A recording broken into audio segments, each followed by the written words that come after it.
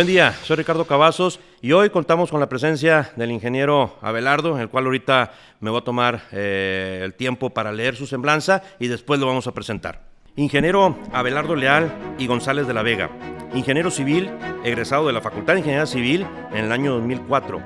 Tiene o cuenta con una maestría por el Instituto Tecnológico de Monterrey en el 2010. Ha colaborado en varios campos de la ingeniería civil, como corresponde de la administración y la construcción de proyectos de urbanización, carreteras, pavimentos, puentes, terracerías, parques eólicos y estructuras metálicas, y está especializado en el concreto posttensado. Actualmente es director comercial de la zona norte, así como también gerente de construcción de Postensa, empresa líder a nivel nacional en el diseño y construcción de estructuras de concreto posttensadas. Con más de 1.500.000 metros cuadrados construidos en Monterrey y su área conurbada y más de 1,000 personas a su cargo, sigue siendo protagonista del crecimiento del estado de Nuevo León. Ingeniero, muy buenas tardes. ¿Cómo has estado? Hola, ¿qué tal? Muy buenas tardes, amigos, compañeros. Muy bien, muchas gracias. Qué bueno. Inge, antes de empezar lo que es esta plática, me gustaría que te conozcamos un poquito más, no como el ingeniero civil, como el gran profesionista que eres, sino como la persona. ¿Quién es Abelardo? Gracias. Soy Abelardo, vengo de una familia de la Ciudad de México. Por azares del destino llegué a Monterrey en 1999. Soy el último de 4 hijos y siempre he sido una persona curiosa por la construcción, por la innovación, por los procesos y por el orden. Entonces yo creo que eso es lo que me empujó o me catapultó a estudiar la carrera de ingeniero civil, la cual cuando ya nos estaba llegando la hora y empezamos a investigar cuál iba a ser el siguiente paso, qué podíamos hacer, creo que fue la que más me llenó. Siempre me gustaron las máquinas, siempre me gustó el campo. Entonces es una parte que veo en mi vida como, más bien la carrera de ingeniero civil es una parte trascendental de mi vida, ¿no? Yo no veo mi vida si no es en la construcción, si no es pensando en qué sigue, en las innovaciones y en los desarrollos tecnológicos. Perfecto. ¿Por qué estudiar ingeniería civil? Es una continuidad a lo que empecé yo. Por ejemplo, cuando yo tenía 15, 16 años, estaba terminando la secundaria, hablé con mis padres y les dije, oye, quiero estudiar una carrera de técnico mecánico en vehículos automotores a gasolina. Entonces, entre los 14, 15 y 16 años, estudié yo esa carrera, además de ir a la secundaria, a la prepa, y fueron 2 años de preparación. Tengo mi título de esa carrera técnica y me encantaba pues desarmar motores, armar motores, transmisiones automáticas, que fue lo que más me gustó, pero sobre todo el pensar, el ver el proceso que hace que puedas llegar de A a B o a C o a D. Primero tienes que pasar unos pasos. Entonces no puedes armar algo si no llevas un procedimiento, ese orden. Es lo que siempre me ha gustado, ser un poco, o más bien bastante exigente conmigo mismo y ser metódico, ser preciso. Perfecto. Entonces, desde los 15 años en la secundaria, tú ya llevabas, vamos a decir, una carrera técnica, que ahorita nos mencionabas, y en esa carrera técnica, pues ahorita lo mencionaste, ¿no? Motores, máquinas, pero no tiene relación mucho con la ingeniería civil. ¿Algún familiar, algún conocido, alguien que te haya hecho cambiar de opinión de por qué hacer ese giro tan drástico de una carrera de ingeniería, sí, pero mecánica, a una ingeniería civil? ¿Cuál fue el motivo? Qué bueno que me preguntas. Mi tío, el hermano de mi padre, así como su padre, mi abuelo, fueron constructores en la zona de la laguna. Mi padre fue arquitecto, mi hermano es arquitecto, entonces siempre en la familia siempre tuvimos el estar hablando de las construcciones, el estar hablando de las grandes obras, y mi primer acercamiento con la construcción fue siempre las carreteras, lo cual me llamó muchísimo la atención, las grandes máquinas, las trituradoras, las plantas de asfalto, las motoconformadoras, siempre me llamó mucho la atención. Ese creo que fue mi primer approach. Y yo creo que a lo mejor lo que mencionabas, te llamó la atención la maquinaria, te llamó la atención lo que es todo ese equipo. Por eso a lo mejor mencionabas en la secundaria, en tus 15 años, que te fuiste más en la cuestión de ser mecánico. más ver, desarmar, reparar lo que es maquinaria. Entonces, pasaron tus 16 años, 17. ¿Cuándo fue cuando ya decidiste estudiar esta carrera de ingeniero civil? ¿Y por qué no arquitectura? ¿Y por qué no a lo mejor otra ingeniería que existen, sabemos, en el área, una diversidad de áreas donde te pudieras desempeñar más o menos en esto que te llamaba la atención, ¿no?, cuando eras joven? Yo creo que desde que tengo uso de razón, llamémosle profesional, llamémosle, o sea, ya una razón a los 14, 15 años, yo siempre quise ser ingeniero civil. Para mí no hubo otra diferente. A diferencia del arquitecto, yo no me considero muy creativo. Es decir, yo no sé dibujar, yo los espacios no los veo tan bien. A mí me gustaba siempre más las matemáticas, la física, como digo yo, las máquinas, el por qué, para qué, a dónde vamos. Entonces, desde muy pequeño quise yo siempre ser ingeniero civil, y a la vez no me veía yo encerrado en un taller mecánico, o llámalo en una industria, como taller. Yo lo que quería era siempre un reto diferente, ¿no? Hoy esta carretera tiene esta particularidad, este puente tiene esta particularidad, cada uno es diferente, siempre son retos diferentes, y lo padre del ingeniero es que pues, el límite es el cielo, ¿no? Entonces podemos nosotros siempre pensar soluciones diferentes, además que vamos recabando experiencias. Claro. Eres de la comarca lagunera. La comarca lagunera, Sí. Torreón, Gómez Palacios, Lerdo. Sí. ¿Qué lugar? De Gómez Palacio. De Gómez Palacio. Sí. ¿Qué nos puedes contar de Gómez Palacio? Pues esa es la ciudad en donde creció mi padre, mi abuelo. Entonces fue nosotros muy pequeños vivimos en la Ciudad de México, y después ya a los 9 años, o sea, parte de mi infancia y de mi juventud fue en La Laguna. Entonces es una ciudad, digamos, pequeña, le guardo cariño especial. Faltó mucho diferente a como lo que he pasado y vivido en Monterrey, los grandes proyectos que tenemos aquí. Esa es la parte que siempre empuja un Monterrey que no para. Ahorita vamos a platicar un poquito más al respecto, pero La Laguna sí fue una parte muy divertida para mí, una ciudad pequeña. Torreón, bueno, vivimos en Torreón, pero vamos a Gómez Palacio, pero siempre muy divertida, pero a la vez una ciudad pequeña, como que buscábamos más retos nosotros. Claro. Bueno, Ricardo Cavazos, de Monterrey, tigre de corazón. Abelardo, ¿qué equipo de fútbol? Pues te puedo decir que Tigre, no me encanta el fútbol, pero me inclino más hacia los Tigres. Hacia los Tigres, qué bueno, porque si no a lo mejor sería otra plática distinta. Exacto. No, qué bueno. Más con lo que pasó el sábado. Entonces. Sí, sobre todo. No nos vamos a meter en esos temas, ¿no? Bien, Abelardo está en Torreón, está en Gómez Palacio, está en la comarca lagunera. ¿Por qué tomar la decisión de venir a estudiar la carrera de ingeniero civil a la Universidad Autónoma de Nuevo León? En aquel entonces yo estudiaba en una prepa, bueno, mi primaria, secundaria y prepa en Torreón fue una prepa jesuita. Entonces teníamos pase directo a la Universidad Iberoamericana. El tema que yo vi es que los mismos profesores que me daban en prepa iban a ser los mismos de carrera. Entonces yo siempre busco pues, un reto diferente, ¿no? O sea, decir, oye, si quiero que se me abran las puertas, pues nadie es profeta en su tierra. Entonces mi primer digamos, reto que me propuse fue, ¿y te vas a vivir solo a los 18 años? ¿Te vas a vivir sin conocer a nadie? Y además tienes la carga escolar. Y yo dije, pues va. Entonces presenté el examen, me fue muy bien en el examen, ingresé inclusive siendo en el grupo de talentos, que en aquel entonces de 12,000 personas que ingresan a la universidad, estaba dentro de los primeros 300 en el examen de admisión. Entonces me fue muy bien, estaba yo motivado, siempre es bueno tener esa motivación, esa parte que te va diciendo vas por el buen camino. Entonces vi un buen reto y vi pues en un Monterrey que está creciendo, que se está reinventando a nivel construcciones, a nivel infraestructura, vi un gran reto y dije, oye, ¿sabes qué? Es por aquí.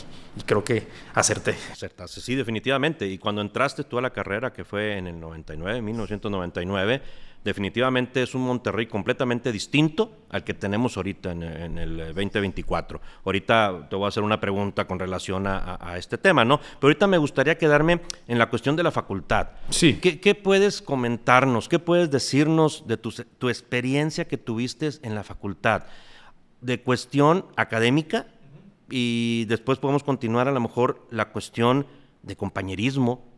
Yo lo sé, te conozco y ya sé que tienes ahí ciertos compadres, que también los conozco, tengo el placer de conocerlos, ¿no? Pues platicar un poquito lo que viviste tú en la carrera, porque yo creo que es importante que los estudiantes que ahorita están estudiando en la carrera de ingeniero civil escuchen de un profesionista exitoso como tú, ¿cuál fue o cómo fue esa experiencia que tú viviste?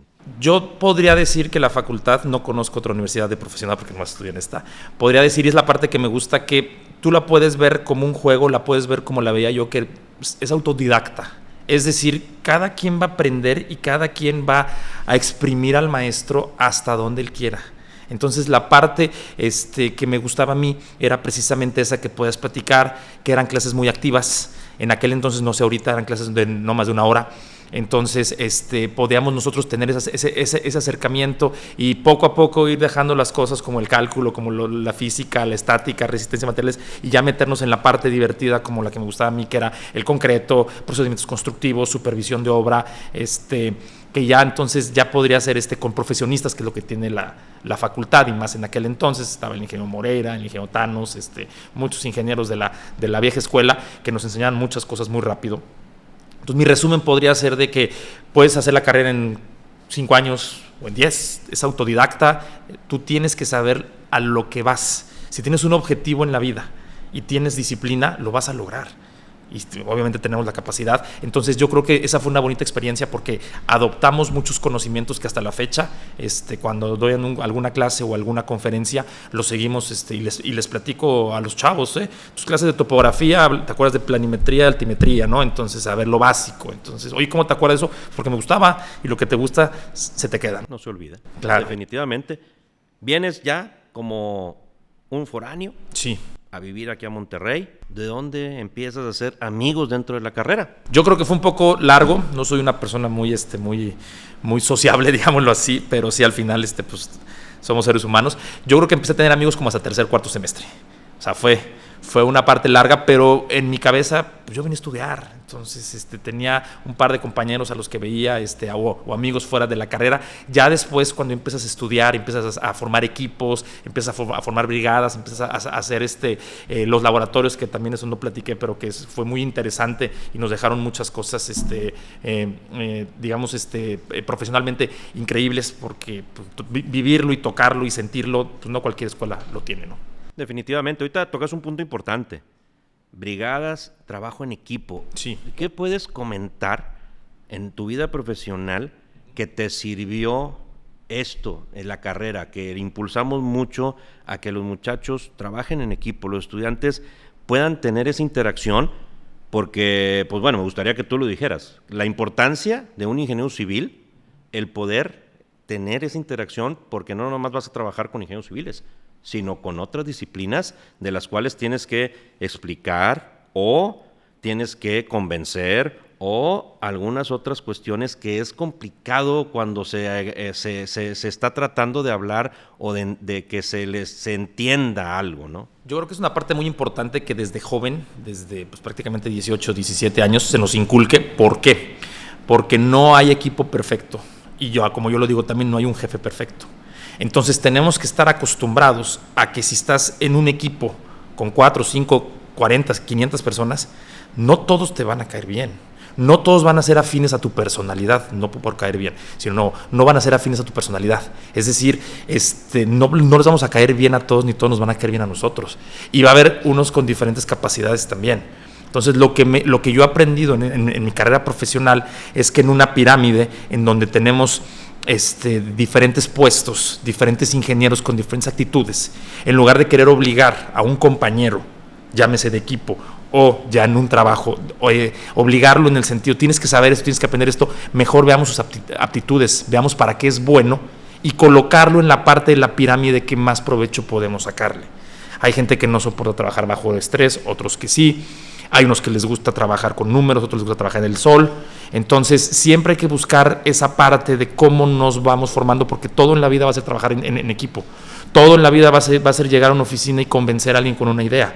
Como bien explicaste, parte de mi trabajo es la parte comercial, es la parte de llegar y vender un producto y convencerlo. Entonces, esa parte de trabajar en equipo, oye, a este amigo hay que explicar las cosas 2 veces y a él una vez. Oye, pues, ¿sabes qué? Pues concentrémonos en ayudarlo, en que todos estemos iguales, y como te digo, siempre va a haber esa variación de voluntades o de talentos o de personalidades, ¿no? Entonces hay que aprender a trabajar con eso. Definitivo. Ahorita pues ya mencionaste que tú ya tu área o lo que te gustaba ya lo traías más o menos cuando entraste a la carrera, pero al momento de que empezaste ya con las áreas básicas de la ingeniería, que empezamos ahorita con topografía, con geología y con resistencia de materiales, con hidráulica, con mecánica, y empiezan las estructuras y ¿nunca pensaste o nunca te vino a la idea cambiar o especializarte en otra área que no fuera las estructuras? Inclusive yo al principio me incliné mucho por el tema de concreto, por tecnología del concreto. Fui becario 2 años en tecnología del concreto y siempre me gustó más el área de vías terrestres, las carreteras, como empezamos, pero ya después me fui por otro lado, que es lo que pasa también, que es importante que sepan todos, de que no porque esa es una parte y ya te vas a casar con eso. Como ingenieros, ahorita más adelante platicaremos, lo interesante de nuestra carrera es, oye, ¿has hecho esto? No. ¿Puedes aprender? Sí. ¿Empezamos? Sí. Entonces esa es la parte, por eso he pasado por muchos diferentes y decir, oye, pues ¿le entiendes? Pues sí, somos administradores de recursos y sabes el proceso que se necesita para llegar a lo que quieres. Entonces, pues sí, analiza, piensa y actúa. Dentro de la carrera, ¿qué puedes comentarnos que se te haya quedado grabado, que te haya marcado como estudiante de la Facultad de Ingeniería Civil? Yo creo que fueron mucho lo que veíamos en los laboratorios. Es decir, yo pienso que salir del aula y laboratorios o visitas a empresas, creo que eso fue lo que más me llamó la atención, salir, ver las cosas, creo que ese es el consejo que siempre le doy a los jóvenes. También las prácticas, oye, topografía, pues vamos a ir afuera y vamos a estar en el sol y vas a saber lo que es esto y vas a caminar y vas a sentir lo que es tomar una botella de agua después de estar un rato y oye, vete acostumbrando que esta va a ser tu vida, ¿no? Creo que esa es la parte que más me marcó a mí, ¿no? Y las vivencias en laboratorio, cómo es hacer tus pruebas y ver resultados. Insisto, me gusta el método científico, tienes una hipótesis, haces una prueba, ves tu resultado, vuelves a iterar. Todo eso fue lo que me llamó la atención mucho y que dije, pues por aquí es. Perfecto. ¿Algún maestro o algunos maestros que te hayan marcado en la carrera? Yo pondría dentro de mis 3 a Raimundo el Chico Rivera, al ingeniero Óscar José Moreira y a Jorge Tanos. Yo creo que esos 3, entre muchos otros, bueno, el ingeniero Olivas de topografía, ¿quién más? Ha habido muchos, sí. Inclusive tú me diste clases también de... Yo también, sí. De hidráulica, pero no era tu área. No, era laboratorio. Laboratorio de hidráulica. Correcto. Sí, definitivamente. Yo creo tenemos muchos maestros en la facultad que nos dejan huella, nos dejan bien marcado en nuestra vida profesional. E inclusive yo como maestro, pues obviamente sí me identifiqué con varios, sobre todo al momento de dar cátedra. O sea, es decir, al momento de pararme yo frente a un grupo, no tenemos ninguna clase de formación como maestro. Claro. Somos ingenieros, pero sin embargo, pues un poquito nos da el expertise que tenemos y obviamente replicar de alguien que nos marcó en la carrera, ¿no? Entonces, yo creo que es importante siempre recordarlos, ¿no? Ahorita mencionaste a varios ingenieros que desgraciadamente pues, se nos adelantaron en el camino, pero los recordamos con mucho cariño en la facultad. Claro. Abelardo termina la carrera, ¿sí? Termina en el 2004. Sí. ¿Qué fue lo que realizaste después, ya recién egresado? ¿Cuáles fueron tus retos? ¿Qué fue lo que realizaste inmediatamente al salir de la carrera? Yo al salir de la carrera ya tenía un trabajo en la ciudad de Chihuahua. Entonces, algo que he aprendido aquí es te tienes que mover. Te tienes que mover, tienes que ir a ver un proyecto y, pues, como dicen, quemar las naves, es decir, no dejas nada atrás. Entonces, yo acabando la carrera ya tenía un trabajo en Chihuahua para trabajar con una empresa que urbanizaba terrenos para vivienda. Entonces, el primer reto, pues, es llegar a una ciudad donde no conoces a nadie. Es buscar una casa, es presentarte a trabajar. Entonces, ese tipo de retos es a los que no tenemos que tenerle miedo cuando inicia nuestra carrera, porque si no, pues nos vamos a quedar en un trabajo chiquito, ¿no? Entonces, yo siempre he sido de retos, siempre he sido de decir adiós. Oye, en Monterrey hay muchas cosas, pero me están ofreciendo en Chihuahua. Entonces, empecé en Chihuahua, estuve 3 años allá. También llegué de 24 años, a los 3 años, a los 27, dije, ¿sabes qué? Hasta aquí. ¿Por qué? Ya no supone un reto. Entonces, te platico un poquito más al respecto.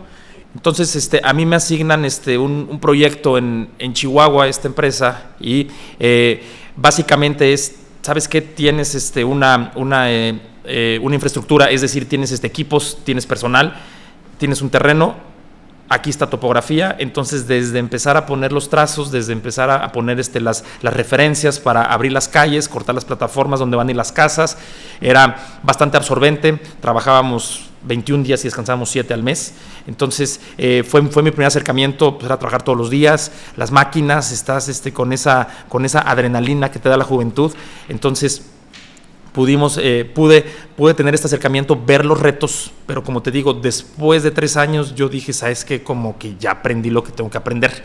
Eso es bien importante, que siempre, cuando a mí yo ya me aburro, cuando ya no tengo un reto, pues ya se acaba eso, entonces como esa chispa que nos da la construcción, entonces oye, es hacer siempre lo mismo, es la parte que yo soy muy inquieto. No te gusta la monotonía, no te gusta lo repetitivo.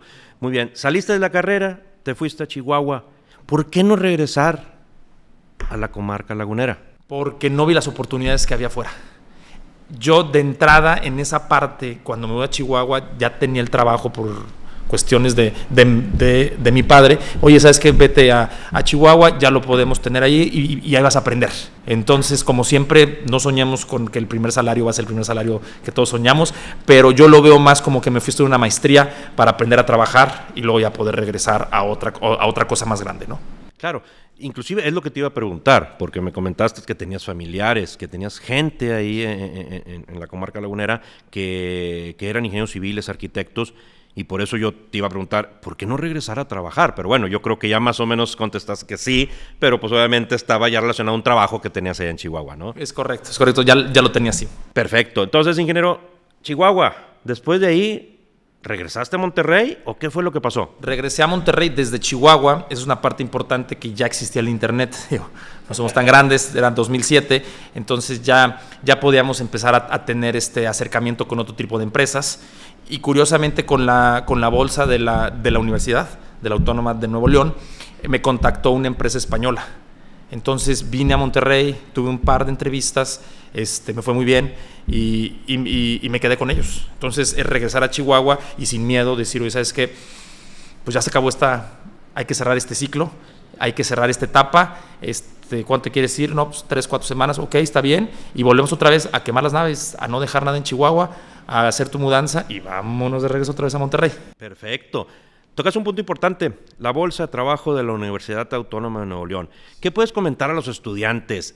Eso no es importante. Nosotros tratamos de dar difusión de muchas empresas. Hay oportunidades de empresas extranjeras y ahorita te voy a hacer una pregunta acerca de eso, o a lo mejor ahorita ya me lo vas a contestar, ¿no? Sí. Una empresa extranjera. El quitarte o no tener el miedo de poder salir el extranjero, porque ahorita tú en una cuestión te fuiste nacional, ¿verdad? Te fuiste a otro estado de la República Mexicana, que igual fue Chihuahua, pero pudo haber sido Puebla, Oaxaca, etcétera. No estás dentro todavía de nuestro país. Pero la pregunta es, ¿habrá o tendremos la capacidad como ingenieros de la Facultad de Ingeniería Civil de poder también tener un trabajo que sea internacional? Claro, y ahorita más adelante en mi experiencia lo voy a hablar. Yo tuve un trabajo en Estados Unidos, estuve 8 meses en Estados Unidos con una empresa mexicana, pero con una subcontratista americana, entonces ya es toda la parte de llevar la parte legal y entenderlo, pero me fue abriendo camino de estar en Chihuahua en una empresa familiar, que es la parte que siempre me ha gustado a mí. Pues digo, cuando piensas tú, ya en Chihuahua empecé la maestría en administración en el 2007, entonces cuando dices, oye, quiero llegar a tener un cargo gerencial, directivo, entonces tienes que ir pensando cómo se manejan las organizaciones, ¿no? O sea, es llegar y tocar la puerta y decirle al jefe, oye, ya acabé lo que me dejaste de hacer, lo que me asignaste, ¿qué más te puedo ayudar? Y no cualquiera hace eso, ¿no? Yo siempre lo pienso, salirte de la caja, ¿no? Es decir, ¿qué más puedes hacer? Entonces, la bolsa de trabajo, regresando, es muy competitiva. Ahorita ya tenemos otras herramientas, los headhunters, las páginas como LinkedIn, en donde puedes buscar. Y sí, siempre el talento es bien recompensado aquí en el extranjero. Claro, y yo creo que bueno, ahorita pues la Facultad de Ingeniería Civil tiene reconocimiento nacional e internacional y obviamente pues aquí estamos demostrando que un ingeniero civil egresado de nuestra facultad pues obviamente sí está capacitado técnicamente para poder desarrollarse tanto nacional e internacionalmente, ¿sí? ¿Qué pasó con el ingeniero después de Chihuahua y después regresaste a Monterrey y te contrató una empresa española? Correcto. Esa es la parte. Yo ya tenía en mi cabeza, oye, me gustaría trabajar en una transnacional. Llámalo un Cemex, en un de acero, en una empresa grande que puedas tener presencia, ¿no? Entonces se me dan las cosas gracias a la bolsa de trabajo de la universidad y me contacta una empresa española. Y esa empresa española me gustó porque vuelvo a lo mismo de conocer el modelo de cómo funcionan las organizaciones. Ahorita podemos andar un poquito más. Las mexicanas de venir una empresa familiar, ahora vámonos a una empresa transnacional que llega a México, como las hay ahorita muchas, internacionales, sobre todo españolas, portuguesas, francesas, que llegan con un puñado, llegan 4, 10, 15 españoles y llegan a hacer una obra de infraestructura como fue la autopista Saltillo-Monterrey, que es una obra que iba a durar 2, 3 años, 2 porque se amplió con un libramiento, pero esa obra grande de infraestructura, se sumaron en total 100 kilómetros, pues lo hicieron con 10 españoles. Y todo lo demás fue contratar ingenieros, fue contratar talento mexicano y después contratar maquinaria y mano de obra. Entonces es un esquema muy diferente, es más de como constructor, es un esquema más como administrador, como gerenciador de recursos, de saber quién te puede ayudar en cada cosa, ¿no? Entonces así, ese fue mi siguiente reto, que fue, ¿sabes qué? Vas a empezar y te vamos a dar, como éramos poquitos al principio, las estructuras. Ahí fue en donde empecé mi primer acercamiento con puentes. Claro. Y que bueno, tú ya mencionabas, ya te gustaban las cuestiones de vialidad, de lo que es vías terrestres, y aquí no habías mencionado la cuestión estructural. Pues bueno, ya empezaste con la cuestión estructural. Yo creo que ahí, conociéndote, ya le empezaste a agarrar ese saborcito. ¿Qué pasó con Abelardo después de que ya terminaste esa fase con esta parte, ¿no?, de tu vida profesional? Ya después, con ellos tuve mucho crecimiento, en el sentido de que, oye, ¿sabes qué? La autopista va caminando, la hicimos muy rápido, nos fue bien, tuvimos un buen resultado, pero después, oye, ¿sabes qué? También ya tengo un problemita en Oaxaca. Entonces ahora vámonos a Oaxaca. Fueron 6 meses de estar yendo y viendo cada semana a Oaxaca para ver una estructura de acero con una lonaria con el gobierno del estado. Y después fue, oye, ¿sabes qué? Ahora también tengo un problema con una planta de tratamiento de agua en Vallarta. Entonces, como te decía, ¿le tienes miedo? ¿Le entiendes? No, pero pues pásame los planos, el proceso, platico con la gente de obra y le entendíamos, ¿no? Entonces, poco a poco fuimos, oye, ¿sabes qué? Te vas a quedar tú con la obra de Oaxaca, tú la cierras, la de Vallarta vas a estar abajo del jefe, vas a hacer esto, vas a hacer el otro, y me empezó a gustar lo que iba viendo ya con más proyectos, con más visión, ya no nomás uno solo. Claro. Se me pasó ahorita comentarte en la cuestión de tu vida en la universidad de estudiante, si era importante un segundo idioma. Yo sé que sí lo tienes, pero eso, ¿en qué te sirvió para tu vida profesional? Tener, pues obviamente, un segundo idioma, que en este caso es el inglés, ¿en qué te sirvió en tu vida profesional? 100%. Sin el inglés no hubiera podido llegar a donde estoy ahorita. Así de contundente. Y la parte divertida es que prácticamente fui autodidacta. O sea, llevé muy poquitas clases. Todo es escucharlo, oírlo, pero no tenerle miedo. Y después de la empresa española, mi primer trabajo fue en Estados Unidos, con la que estoy ahorita, con Postensa. Entonces, si no hubiera tenido el idioma, no hubiera podido llegar, o sea, cumplir el reto, que era el primer reto. Hubiéramos ido, oye, pues sabes que un edificio chiquito. En cambio, hicimos otra cosa más importante que ahorita la platicamos. Claro. Entonces, ahorita ya mencionaste la empresa en la que actualmente estás laborando. Sí, la tercera. Sí, la tercera, pero la que es actualmente con la que estás laborando. Comentas un punto clave, ¿no? El segundo idioma. Si tú no hubieras tenido ese segundo idioma, ahorita mencionaste, te hubieras quedado a lo mejor en algunos proyectos pequeños. Me ha costado más trabajo llegar a los grandes. A los grandes. Pero entonces, coméntanos cómo te ayudó, qué fue o cómo fue este reto al tener tú el segundo idioma. ¿Qué puertas es las que se te abrieron, no? Con la empresa transnacional, al ser española, no había problema con el idioma. No había ningún problema, pero yo ya sabía, estábamos al lado de Estados Unidos, que los grandes proyectos, que las grandes cosas, pues siempre pasan por ellos, ¿no? Entonces, igual cuando estaba yo con los españoles, vi que empezaba a decaer la empresa y se empezaba a hacer chiquita. Entonces, afortunadamente, también me metí ahora con un headhunter y logré tener una entrevista con Postensa, la empresa en la que estoy ahorita, pero era para un puesto en Estados Unidos. Entonces 100% necesitabas ser un project manager, ser el gerente de un proyecto en Estados Unidos, pues sí o sí necesitas el idioma. Si no hubiera sido, híjole, ¿sabe qué? Disculpe, pero no. Y no vayamos a pensar los compañeros que con un idioma tiene que ser perfecto, es decir, 10, ¿no? Con un nivel intermedio lo puedes hacer y hay muchas herramientas con las cuales practicas lo que vas a ver, puedes traducir, puedes hacer cosas en tiempo real, que no lo había en mi época, estamos hablando del 2011. Yo con Postensa tengo 13 años, entonces no había en mi época, no se podía hacer como se hace ahorita. Entonces, pero con un nivel intermedio, es decir, otra vez piérdele el miedo. Abelardo es de la metodología o de la creencia de el no ya lo tienes, todo lo demás es ganancia. Entonces, oye, voy a hacer esto, híjole, y si me dicen que no, pues ya, eso ya lo tengo ahorita. Entonces, mejor empecemos rompiendo otra vez, saliendo de la caja. ¿Qué más puedo hacer? ¿Qué más puedo hacer diferente? Ingenieros hay muchos. ¿Qué te va a ti a diferenciar de los demás? Eso es lo que día a día yo me pregunto. ¿Dónde? ¿Qué más puedo hacer?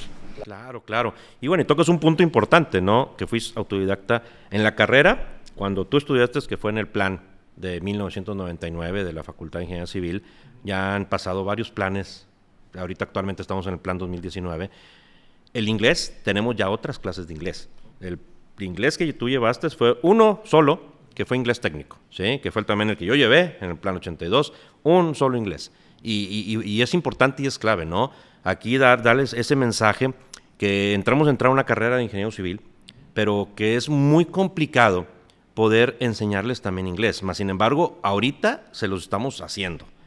Hay clases de redacción de inglés, de informes en inglés, expresión oral escrita en inglés, aparte de lo que es el inglés clásico, ¿sí? Aparte, ya la universidad nos solicita o nos pide como exigencia contar con un segundo idioma. Hay que tener cierto puntaje de unas ciertas evaluaciones para poder titularte. Entonces, definitivamente el inglés juega ya un papel importante, pero no nomás ahí, o sea, un tercer idioma.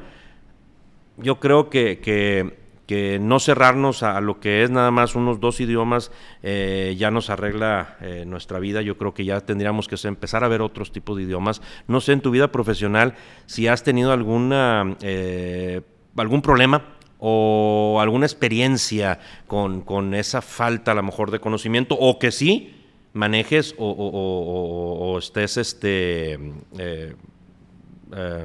domines un tercer idioma. No, la verdad no, pero volviendo al punto, a lo mejor yo no lo necesité, pero los jóvenes de hoy en día, con todo lo que viene del nearshoring, hablar chino, hablar coreano, o el japonés no tanto, pero chino, coreano aquí en Monterrey también es un diferenciador.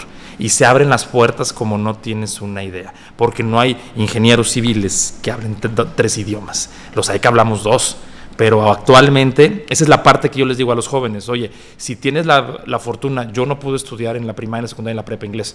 Entonces, si tienes la fortuna que ya dominas el inglés en tu primaria, en tu secundaria, en tu prepa, ve un segundo, ve un tercer idioma, ¿no? O sea, se puede hacer de una manera que te va a abrir las puertas como no tienes una idea. Definitivo. Y es lo que comentas, ¿no? Cuando tú estudiaste no teníamos esas posibilidades. Ahorita nuestra facultad pues tiene un convenio de doble titulación con Nagaoka, Japón. Entonces los estudiantes que se van dominan 3 idiomas. Ya no regresan con nosotros. Ya prácticamente salen de lo que es la carrera ya con un trabajo asegurado, y muchas veces no aquí en México, en otras partes del mundo. También hay otros convenios con Canadá, con Francia, Estados Unidos no se diga, ¿no? Pero hablando de otros idiomas, el francés, ¿sí? Y obviamente tú ahorita mencionaste, pues sí, el chino ya es un punto medular, ¿sí? Por toda, bueno, no nos vamos a meter a cuestiones ya políticas, ¿no? Ok, Abelardo, ya terminó, más bien no terminó, sino continuó con esa experiencia en el extranjero, con esta empresa, viendo nuevos proyectos. ¿Qué más está haciendo Abelardo? ¿Dónde se está ahorita moviendo Abelardo actualmente? Pues mira, después de que regresamos a Estados Unidos, que fue un proyecto muy interesante, fue el diseño y construcción de una torre de generación eólica, una torre de concreto prefabricada, postensada.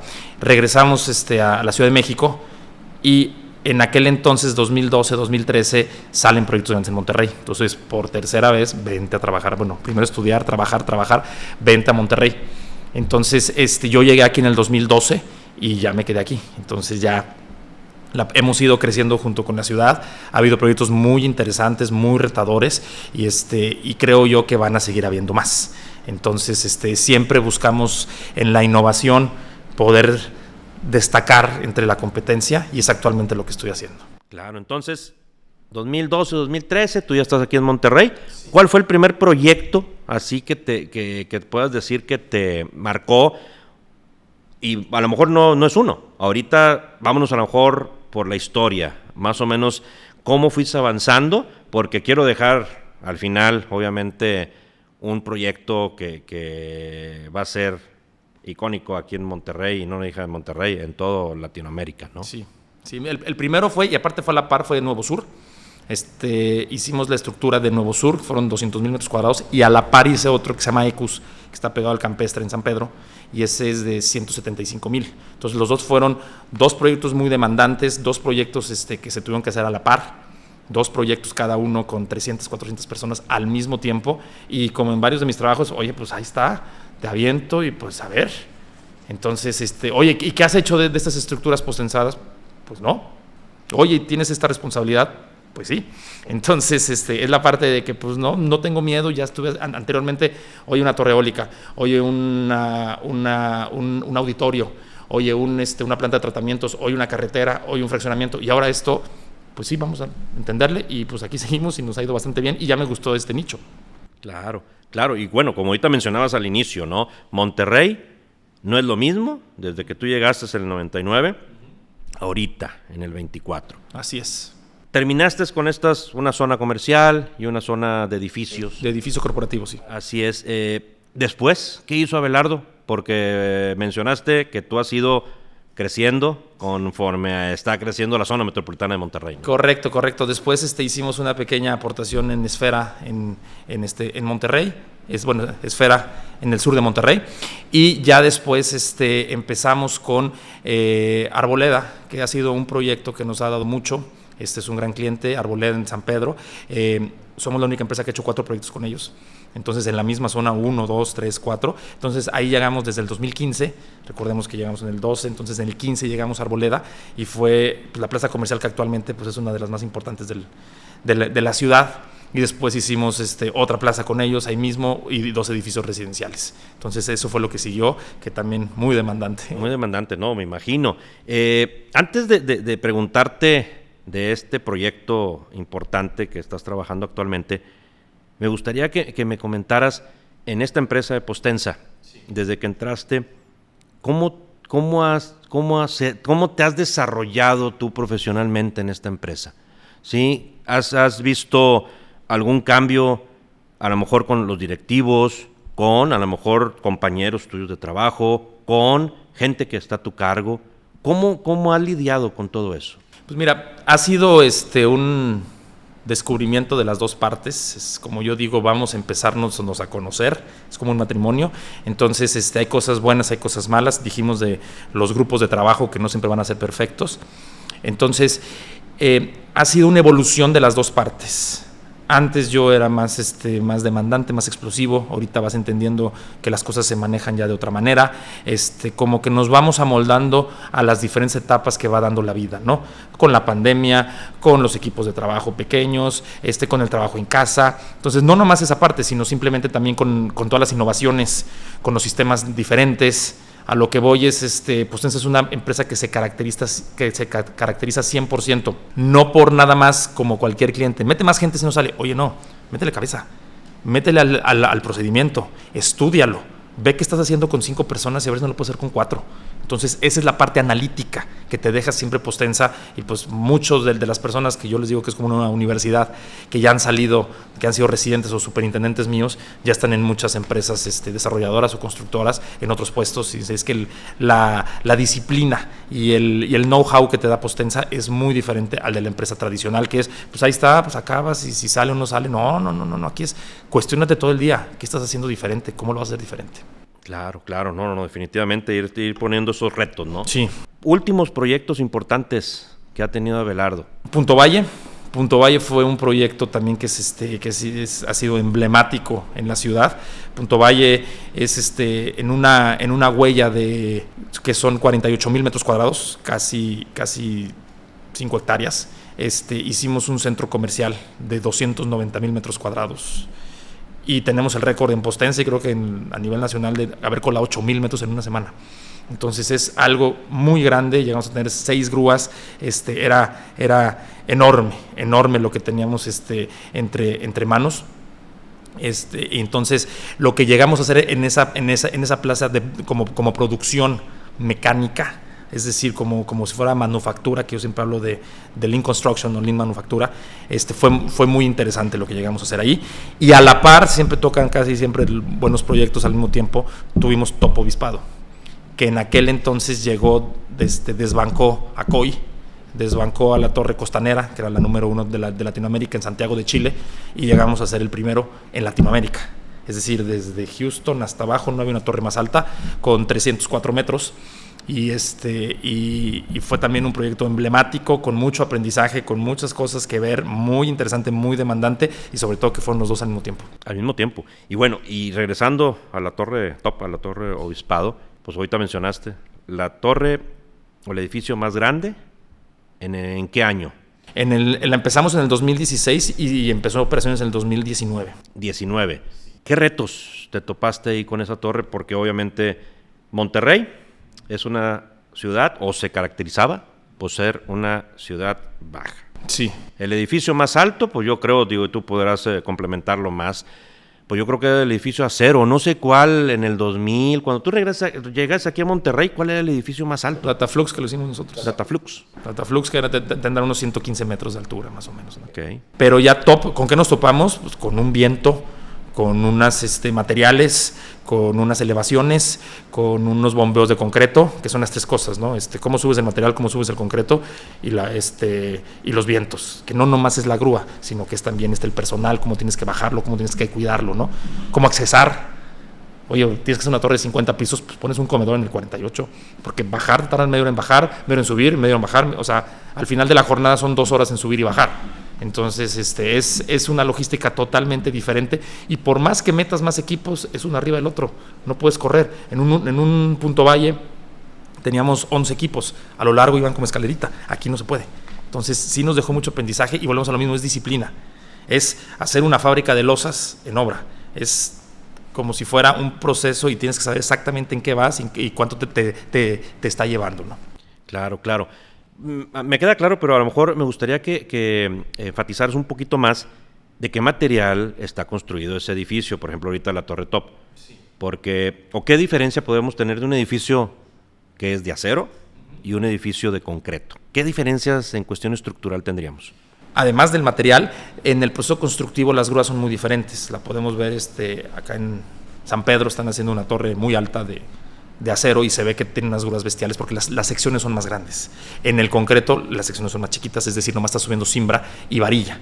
En el otro está subiendo viga, está subiendo columnas, tienes problemas, bueno, no problemas, tienes retos de soldadura, de pruebas. En el concreto no. Entonces la diferencia básicamente es en el material y en el proceso. ¿Qué problemáticas o cuáles son los retos para subir el concreto a unos ciertos niveles? Porque pues se sube con bombeo, sí, pero ¿hasta qué nivel? ¿O lo suben cómo? Actualmente ya se tiene mucha tecnología, entonces Top se pudo hacer con una bomba sin rebombeo. COI creo que tuvo, no soy muy seguro, pero creo que tuvo un rebombeo, y actualmente las torres más altas ya no necesitan, ya hablando de hasta 400 metros, 450 metros, no se necesita un rebombeo. La tecnología está en el concreto, en la trabajabilidad, es decir, en qué tan manejable es el concreto para que pueda muestrearse en la punta, y cómo llega arriba para que pueda ser colocado, ¿no? Claro, y que lo mencionabas en tu vida de estudiante, que te gustó mucho la tecnología. Así es. Estuviste ahí de becario. Entonces le entiendo bien a eso y al diseño de mezclas, sí. Sí, y fíjate cómo se liga todo, ¿no? Lo mencionaste al principio de la plática, lo que te gusta, lo que te apasiona, tú lo haces y te desarrollas y sigues investigando. Si fuera algo que no te gustara, pues a lo mejor no te metieras ahí tanto a fondo. Lo dejas de hacer en automático, es cuando viene la monotonía, ¿no? Entonces dices, oye, esto es interesante porque está cambiando, ¿no? Entonces, si viéramos en otra ciudad, en donde hay puros edificios de 10, 15 pisos, pues es lo mismo. Bueno, a los más rápidos, a los más rentables, que sea mejor negocio. Eso es lo que buscamos. Perfecto. Postensa actualmente tiene proyectos en toda la República Mexicana. La República Mexicana, unas 25, 30 obras más o menos. Ok. ¿Tú ahorita actualmente en qué proyecto estás trabajando? Yo ahorita actualmente estoy cerrando unos proyectos en San Pedro, uno en Arboleda, otro que se llama Torre Icon, otro que se llama La Gasca, están en cierre ya total, estamos ya prácticamente en la parte financiera. Estoy trabajando también en el aeropuerto de la ciudad de Monterrey, estamos haciendo el nuevo centro de control regional de vuelo. Estoy también ya contratado para la UDEM para hacer un auditorio, va a ser muy sui generis, no les puedo dar muchos detalles. Y actualmente estamos trabajando en Torre Rise. Digo actualmente, ya tenemos un año propiamente en la obra, pero es un proyecto que lo planeamos 2 años antes de que iniciara. Entonces es así como empiezan los grandes proyectos. Es una obra que va a ser emblemática del país, del continente, de muchas partes. Estamos innovando en muchas cosas y parte de este éxito que hemos tenido hasta hoy ha sido el haberle invertido, insisto, talento, innovaciones, tiempo, ingeniería desde antes, porque si no hubiera sido otra cosa. Ahorita vamos bien, pero es gracias a que hemos podido tener ese tiempo para salirnos de la caja. Perfecto. ¿Qué retos te has topado en la Torre Rise? Como mencionaste ahorita, pues es un proyecto icónico. Va a ser la torre más alta de Latinoamérica, sí, la segunda más alta de América. Es correcto. ¿Qué altura va a tener? ¿Cuáles son esos retos en la construcción que te topaste desde, vamos a decir, la cimentación? Y ahora sí nos vamos, ahora ya elaborando todo lo que te has topado, ¿no?, hasta el día de hoy. Pues mira, han sido retos por todos lados. Por ejemplo, la mano de obra no es la misma de hace 1 año, de hace 2 años. Con el boom que tiene la construcción en Nuevo León, la mano de obra se ha especializado, se ha encarecido. Entonces hay que cuidarla, y además tenemos el tema legislativo, las leyes han cambiado, entonces la mano de obra ha sido un gran reto. En el tema, yendo de abajo hacia arriba, la cimentación, el haber colado esa cimentación que nos llevó también casi 1 año planearla, y fueron casi 5,000 metros cúbicos en 36 horas, entonces que nada saliera mal. Ya una vez colado tienes que cuidarlo durante 1 mes más, si no se agrieta, y pues es desecharla. Entonces casi 800 toneladas de acero colocadas, o sea, todo fue muy grande, todo fue muy impactante, todo así es en Rise. Y los mismos retos, además de lo grande que tenemos, es el tiempo, es la calidad y la seguridad, ¿no? Esas 3 cosas no se negocian. Entonces fue buscar fuera de Monterrey, fuera de México, sistemas como lo son en el bombeo, en la colocación de concreto, en el cimbrado, en las protecciones perimetrales, en las elevaciones de personal, en las grúas. Fue buscar por todos lados qué están haciendo, y eso también conlleva a viajar.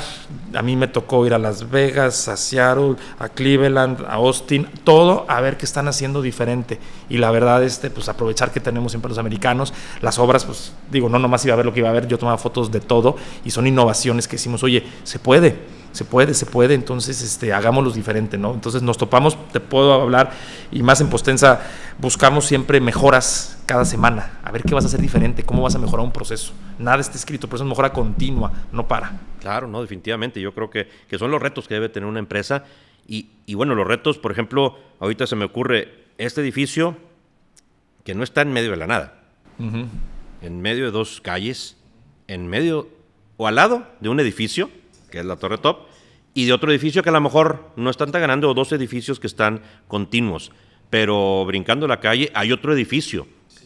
¿Cuál es el reto de estar construyendo alrededor de otras construcciones? Y estamos hablando principalmente de la cimentación, y obviamente también va a haber problemas conforme va a ir elevándose este edificio, ¿no? A nadie le gusta que le hagan ruido en la noche. El viento, también hicimos un análisis de túnel de viento en el cual se modela todos los edificios de alrededor. También la logística para que lleguen los materiales también es todo un tema de cómo pedir permiso.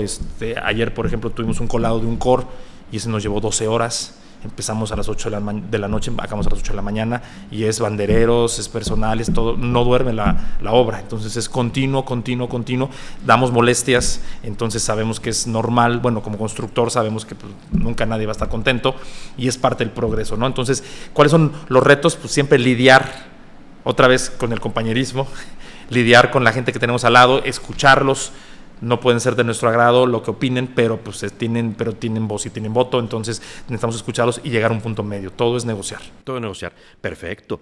En cuestión estructural, cuando hicieron la cementación, ¿protegieron los taludes? Sí, claro. Se protegieron con pilas y con anclas. Pilas secantes, se pueden llamar, que están juntas en unas partes y otras con anclajes, pero igual también pues hay que llegar a un consenso con los vecinos, con el municipio para poder anclar, porque ya no es tan fácil como antes, ¿no? Entonces sí, se contuvieron los taludes y afortunadamente no hubo ningún caído. Claro, que eso es muy importante, ¿no? En Monterrey hace unos años pasó una cementación de un edificio que obviamente se vino abajo lo que es un talud, y pues obviamente alrededor de otras construcciones, pues eso es algo que no podemos permitir. No podemos permitir, y como decías, se conjugan, ¿no? Ya entra el experto en mecánica de suelos, muchos son de la universidad, el experto en hidrología, que también es de la universidad, el estructurista también es de la universidad, entonces ya se conjuntan todas las especialidades y se llega a un valor, ¿no? El hidrólogo es el valor de su presión, es decir, la presión inversa que va a ejercer el agua en la estructura, los empujes de los taludes. Entonces se hacen protecciones temporal, como dice su nombre, porque luego ya la estructura toma sus esfuerzos mediante la losa con un diafragma, entonces todo se conjuga y pues hay que escucharlos a todos, ¿no? Perfecto. Mencionabas hace un momento del tiempo, ¿no? El tiempo. ¿Esta obra cuánto tiempo va a tener en su etapa? Está planeada en 3 años. 3 años. 3 años la estructura, y la estructura después falta vestirla. Falta ponerle la fachada, son oficinas, entonces lo que se llama core and shell, es decir, nomás es el centro y se dejan las puntas de todas las instalaciones, no se viste, pero sí tiene un hotel y tiene unos departamentos. Entonces tenemos 3 años para completarla, sí. La inclemencia del clima es un factor que puede alterar ese tiempo. Sabemos Monterrey, todo el noreste de México, tenemos un clima extremoso, mucho calor, sequía, ya la vivimos hace años, pero también abundancia de agua, que la estamos viviendo ahorita, viento, frío, que ahorita se espera en próximos meses, también un frío que pueda estar por debajo de los 0 grados. ¿Eso va a generar algunas problemáticas en la construcción de esta torre? Sí, pero buscamos que no afecte. O sea, se busca, por ejemplo, con la experiencia que tenemos en TOP, después de que pasemos el piso 30, más o menos piso 40, ya vamos a tener vientos mayores de 25 kilómetros por hora y hay que parar las grúas. Entonces lo que se hace es, oye, ese viento dominante se presenta después de las 3 de la tarde, pues desfasas tus horarios, entonces trabajas de las 4 de la mañana a las 3 de la tarde. Entonces esa es la parte que buscamos siempre. Oye, las lluvias pues son mínimas, se protege al personal, muchos de los equipos ya están preparados para esto, entonces se busca mitigar las inclemencias del tiempo para que no nos peguen. Así es. ¿El colar concreto a altas temperaturas? ¿Qué nos podrías platicar de esto? Sí, y se presenta en este tipo de concretos. Tenemos el concreto de resistencia 800 kilos sobre centímetro cuadrado, que no hay ninguna otra estructura que lo haya colado en todo México. Sí se ha colado en alguna reparación, en algún firme, pero así como elementos masivos, como una columna de 1,20 por 3 metros, no hay ninguna en el país. Además de eso, la cimentación, al tener 3 metros de altura, el ACI menciona que con 1 metro en alguna de las secciones ya se considera como concreto masivo. Ya hay que meter algo que se llama control de temperatura, que es controlar como lo dice su nombre, la temperatura de los agregados, y después de que tiene el cemento Portland la reacción de hidratación. Entonces se le pone hielo, se le ponen aditivos, es un concreto más caro y se controla la temperatura. Con mayor de 32 grados no se puede tirar. Entonces, y después, ya que el elemento, hablando del concreto 800, está fraguando, la temperatura se dispara. Entonces es otro cuidado más que se tiene que tener, porque como cualquier otro elemento, oye, a las 24 horas descímbralo, no, se agrieta, tiene un choque térmico y puede sufrir un daño estructural. Entonces es otra de las precauciones que se tienen que tomar, que es muy diferente a lo normal. A lo normal, no, me imagino, ¿no? Pero bueno, esas son las disciplinas y eso estamos hablando concreto, ¿no? Sí. Este edificio sigue aumentando, porque ahorita mencionaste 40 pisos, ok. ¿Cuántos pisos va a tener la Torre Rise? Va a tener en total 100 pisos por nomenclatura, digámoslo, losas va a tener 97 losas, entonces va a ser algo muy grande. Va a tener un mirador en la parte superior, va a tener un museo, va a tener, en TOP no puede entrar la gente común, no puede entrar el turista, nomás puede entrar la gente que va a trabajar o que vive ahí. Acá sí va a poder entrar el turista a subir a un mirador y ver la ciudad. Entonces sí va a tener 100 metros. Hace rato preguntabas, tiene 475 metros de altura, de los cuales 400 son de estructura de concreto, 75 son una antena. Perfecto. No, pues una mega obra. Sí. Abelardo, yo creo que si seguimos comentando de tu experiencia en esta torre y que nos brincamos muchos proyectos que tú realizaste en tu vida profesional desde que egresaste en el 2004 de la carrera, pues obviamente haríamos una plática que duraría seguramente unas 5 o 6 o nos faltaría tiempo, ¿no? Pero yo creo que dimos un muy buen recorrido. Algo en tu vida profesional que ahorita pienses que haya faltado que nos comentes. Pues básicamente es el consejo que les damos a los chavos, que es acérquense a las personas que hemos avanzado, que hemos visto el crecimiento, que hemos tenido éxito, no porque yo tenga el éxito total, sino porque siento que en algunas partes me ha ido bien, pero me refiero a que pregunten siempre. A lo mejor en nuestras épocas no había alguien que le podemos preguntar tan cercano.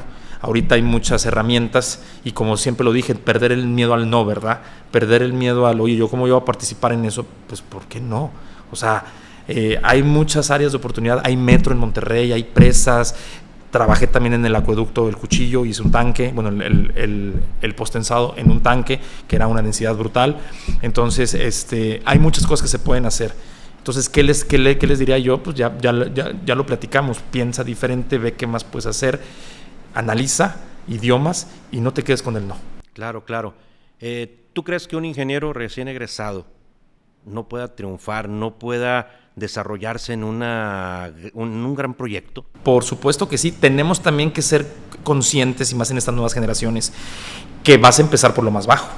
Vas a empezar firmando remisiones de concreto, viendo que sí llegue lo que llegó y cómo se tira y todo, pero si tienes esa actitud de servicio y esa parte analítica, va subiendo. Muchos de los compañeros que tenemos ahorita empezaron así y siguen en Postensa después de 10 años, pero ya en un puesto ya más gerencial, ¿no? Ya más directivo. Y dices, claro, y así empezamos todos sin saber qué es. Yo siempre digo, no hay preguntas tontas, tonto es el que no pregunta. Entonces, pregunta todo lo que quieras, acércate y ya no es como antes, que el ingeniero es intocable. Oye, no, aquí está para lo que necesites. Claro, definitivamente. Yo creo también rodearte de gente y preguntar, que ahorita fue los puntos claves que mencionaste, no preguntar, no quedarte callado. O sea, no hay pregunta tonta, eso queda completamente claro. Abelardo, tu vida ahora sí personal, ya como egresado, ya como un profesionista exitoso, ¿cuáles son tus hobbies? ¿Qué es lo que hace Abelardo ya después de su periodo, de su tiempo de trabajo, de su día laboral? Pues mira, básicamente es estar con mi familia, porque sí es muy demandante, entonces, y no es lineal. A veces toca en las noches estar presente, estar al menos en el teléfono. Entonces, en la medida que se puede, estar con la familia, con mis hijos, con mi esposa.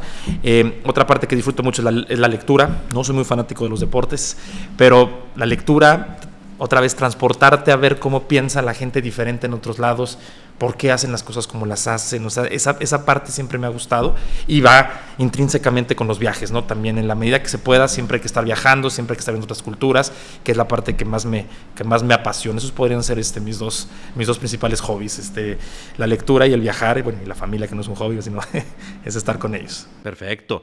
Pues ya para cerrar la plática, Abelardo, no sé qué nos puedas contar. ¿Qué recomendaciones le puedas dar a los estudiantes, que ya has mencionado en varias ocasiones ciertas recomendaciones? Pero ya para cerrar la plática, pues yo creo que sí es bien importante de un profesionista exitoso como tú, pues definitivamente que los estudiantes o los recién egresados, pues obviamente escuchen de viva voz ahorita todas esas pues ya experiencias que nos acabas de comentar, pero las recomendaciones que tú les puedas dar. Mira, yo escuché hace poco y me gustó. 3 cosas que deben de tener y que creo que son las mejores es tener un objetivo. Yo quiero ser ingeniero civil.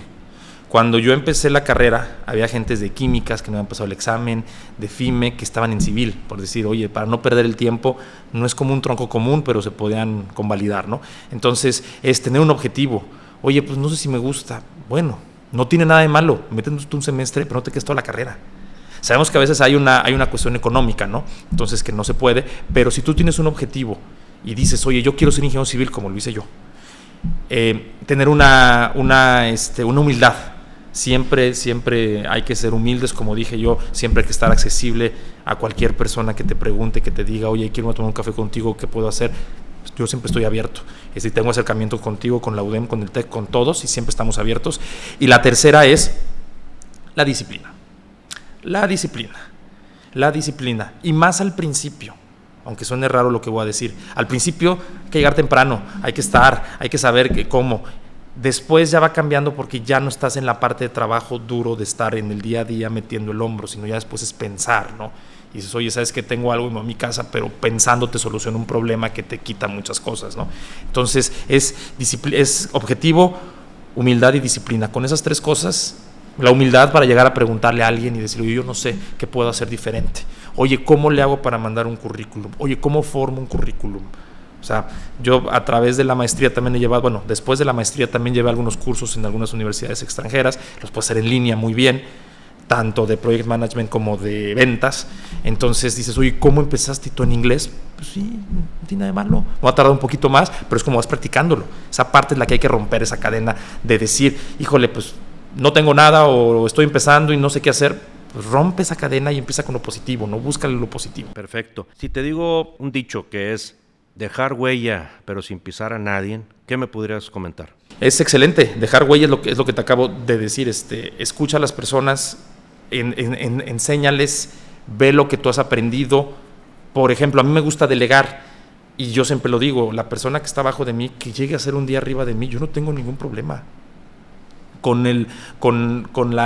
los años, aunque solo tengo 43 años, te vas dando cuenta que a veces yo fui muy agresivo en el sentido que quería ser el número 1 o el número 2 en una organización. Con los años te vas dando cuenta que el número 4, el número 5 vive muy bien, y tienes un equilibrio en tu vida que a lo mejor no te lo da siendo el número 1. Esa es la parte que yo les diría, es como tú dices, dejar huellas sin pisar a nadie, ¿no? Siempre volvemos a lo básico que es trabajar en equipo. Perfecto. Porque aquí no podemos ser todos nosotros. Hay que apoyarse en alguien. Definitivamente, me queda muy claro. Abelardo, muchas gracias. Gracias a ustedes. Y pues bueno, estuvimos con el ingeniero Abelardo Leal, excelente profesionista, ingeniero civil, que pues yo creo que nos dejó un muy buen sabor de boca con todas las experiencias, con todo lo que nos comentó. Muchas gracias. Gracias a ustedes. Buenas noches. Les recuerdo, yo soy Ricardo Cavazos y nos vemos en el próximo video.